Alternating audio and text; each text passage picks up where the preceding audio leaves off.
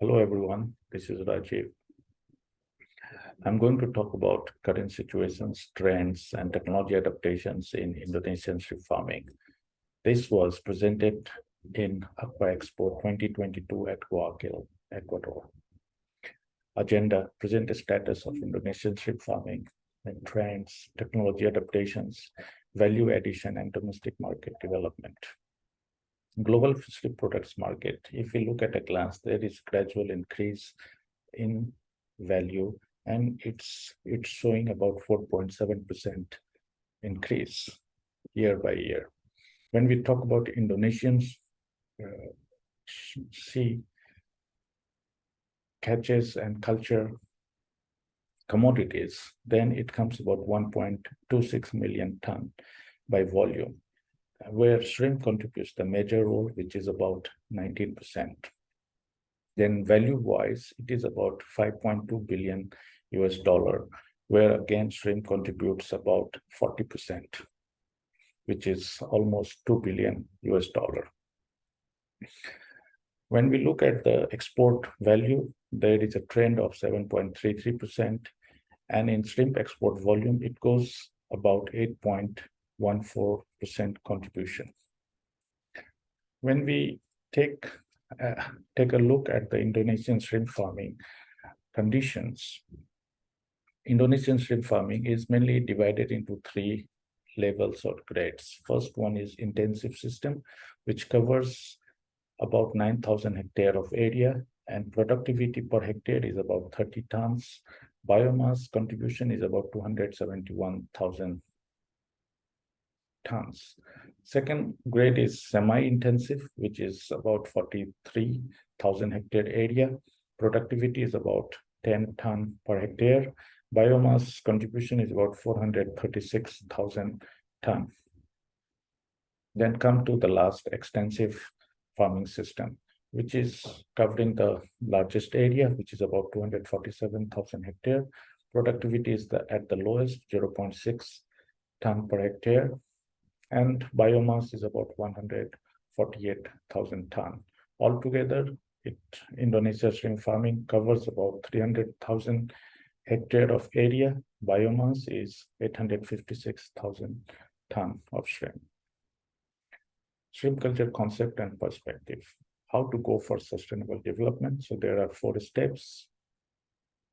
First is biosecured culture environment is required. Second, culture technique adaptation. We should find the most adaptable techniques as per the infrastructure and environmental conditions. Third one is good management practice. And then the fourth one, keep on creating awareness among us. Biosecured culture flow process, shrimp cultivation business process. From the perspective of aquaculture practitioners, disease arise due to mismanagement. This in terms of implementing the principles of best aquaculture practices in a series of shrimp farming activities. First is pond construction. Ponds should be constructed by following the rules, regulations, the water level, and inflow of water and outflow of the water. Pond bottom drying. So construction should be in such a way that pond should be dried, and pond drying is key to success. Pond bottom cleaning and installation of pond equipment is the third step. Then going for liming and installation of biosecurity devices. Then water intake, water filling in the ponds, sanitation of water, then plankton growth, then PL, post-larvae quality check, post-larvae stocking, shrimp culture, water management, sampling, pond bottom cleaning, disease monitoring, harvest, and then post-harvest. First is enhance the hatchery biosecurity, disinfection. Efforts to inhibit the pathogen transmission through aerosol. Recently, we found that aerosol is facilitating the pathogen like Vibrio and even some viruses to go, to transmit from one place to the other place. Even it is stick to the walls and roof of the culture area. So to protect from these, we must use disinfectant with the, by spraying, so that we can break the aerosol and reduce the load of pathogen in the culture environment. You can see from the different figures here.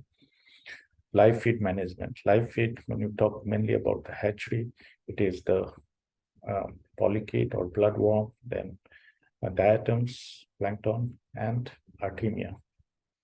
This must be cultured in a biosecured or in-house, production, and it should be checked strictly by real-time PCR to make sure there is no contaminants in it.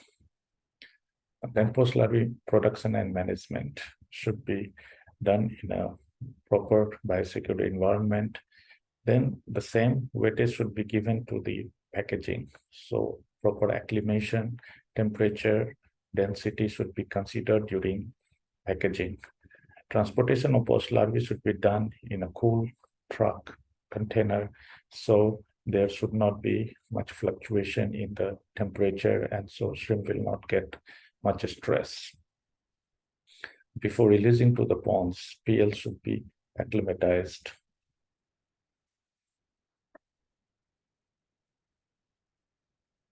Shrimp health monitoring and biosecurity. This is a part and parcel of the better management practice. And we should have small tools at the farm, and technicians should be trained enough to do all these monitoring. So hepatopancreas observations, whether it is normal or having some abnormalities, then hemolymph clotting time. Faster the clotting, healthier the shrimp. Plankton monitoring should be done. Then feed tray monitoring. This also is part of the system. Normal observation, farmer or technician just sit on the pond dive for sometimes and observe the water color, observe the shrimp behavior, and then shrimp health examination. Then culture farming or culture technique adaptations, depending on the culture area, depending on the problems, challenges we have, we adapt it. Like how we do mixed farming, which is tilapia shrimp farming, where tilapia helps to reduce the viral, like infectious myonecrosis virus load and vibrio load reduction. Semi-flock system, bacterial culture system. This is to reduce the dominance of plankton, where much fluctuation happens in the water quality and it is stress to the shrimp. Compared to that semi-flock system or bacterial culture system, where there is low plankton level and less fluctuation in the water quality.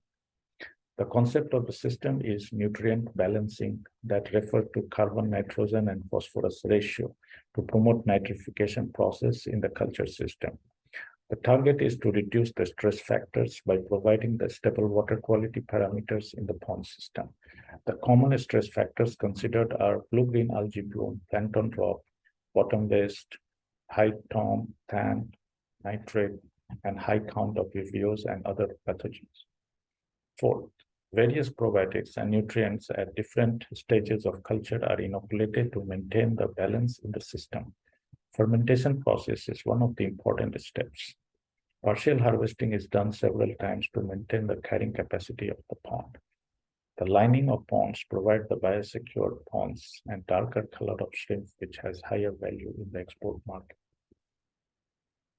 Dynamic pond performance in Indonesia. So this we are trying to show you the original standard operational procedure and the device, the modified, where we use more probiotics or bacterial culture system, where we have some natural ingredients and natural water supplements like pond guard, then disinfectant, eco guard in this.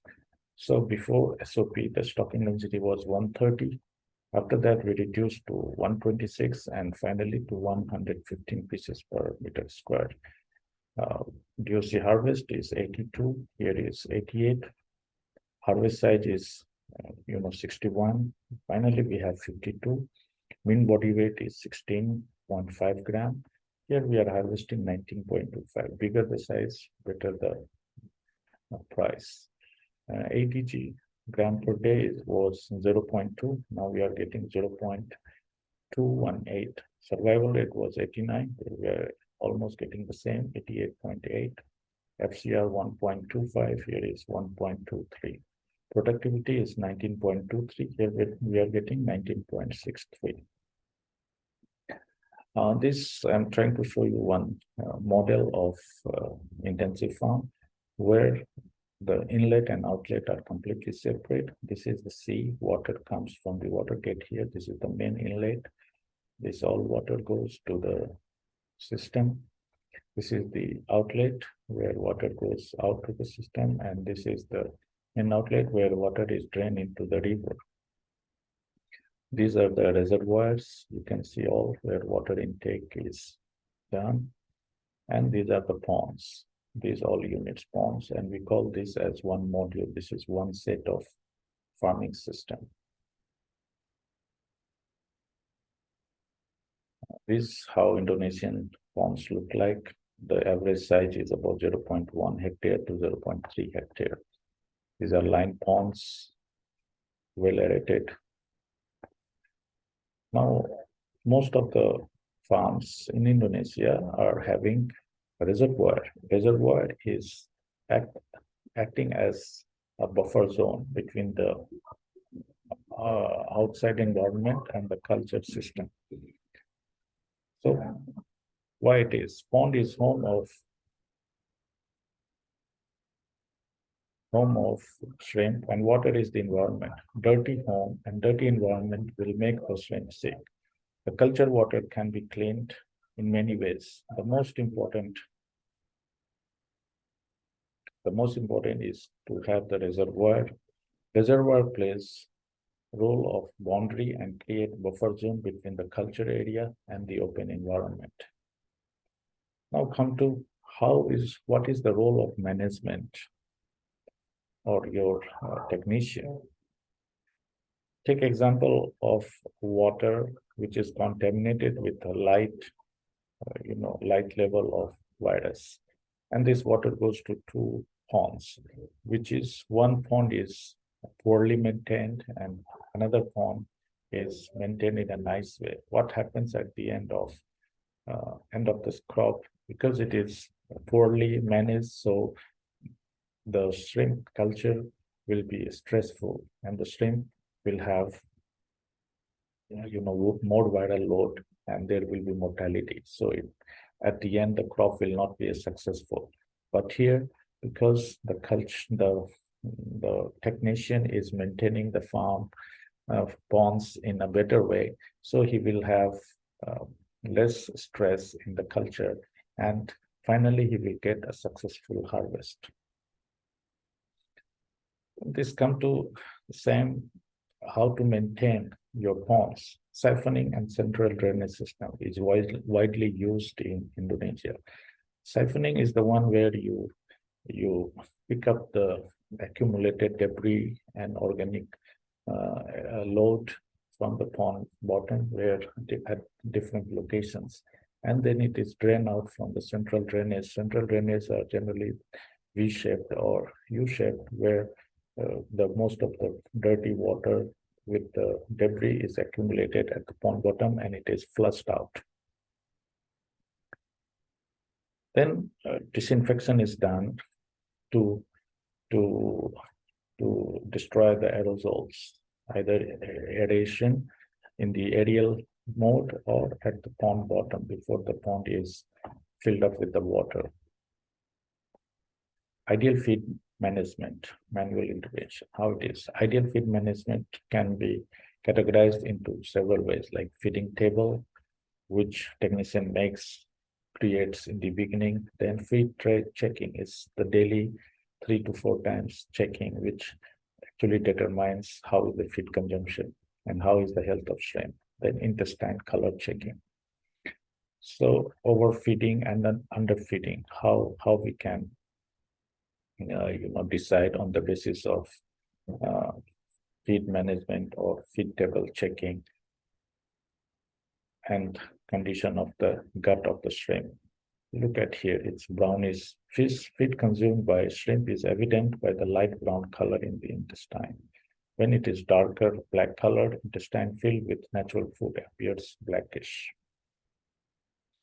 Then ways to maintain carrying capacity. One is to improve the pond infrastructure.